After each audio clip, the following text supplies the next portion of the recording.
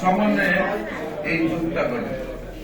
আমি সেখানে দুটার সাথে সম্মিলিত হয়েছি, কিন্তু রাজনৈতিক দল আমার বাংলাদেশ নাই।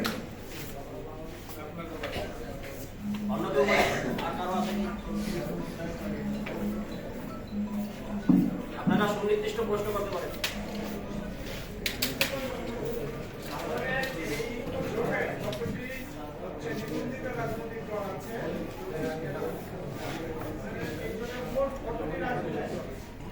আমরা এখানে সকল অনভিন্দিত রাজনৈতিক দলের ছুটি।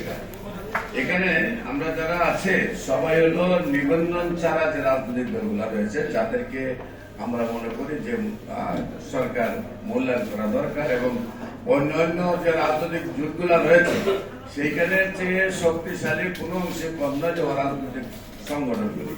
সেখানে আমরা যারা অনিবন্ধিত রাজনৈতিক দলগুলো রয়েছে তাদেরকে তাদের অধিকারগুলি ফিরিয়ে দেওয়া, তাদেরকে দেশের মধ্যে কাজ করার সুযোগ করে দেওয়া এবং তাদের নিবন্ধনগুলো নিয়ে দেওয়া, এবং বিশেষ করে আমরা যে ক্ষমতায় যাই বা নাই যাই, ছোট ছোট রাজনৈতিক দলগুলো যারা রয়েছে তারাও কিন্তু দেশের জন্য কাজ করে, কিন্তু বিশেষ করে আমরা সামান্য কয়েকজন মানুষ দেশের জন্য কাজ করে দেশকে এগিয়ে নিতে পারবো না। তাই আমরা যদি সেই অনিবন্ধিত রাজনৈতিক দলগুলি আমরা একসাথে যুক্ত হয়ে কাজ করি দেশের জন্য, আমরা ক্ষমতায় যাই বা নাই যাই, আমরা দেশের বিভিন্ন উন্নয়নমূলক কাজে আমরা অংশগ্রহণ করতে পারবো।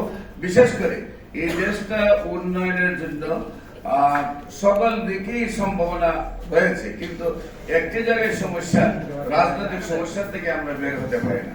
যেমন গত কিছুদিন আগে যেভাবে শেখ হাসিনার ফাঁসির রায়ের প্রতি সারা বাংলাদেশ তাকিয়েছিল, ঠিক অন্যদিকে আমাদের সেই বন্দর বিলিয়ে বিদেশিরা নিয়ে যাচ্ছে।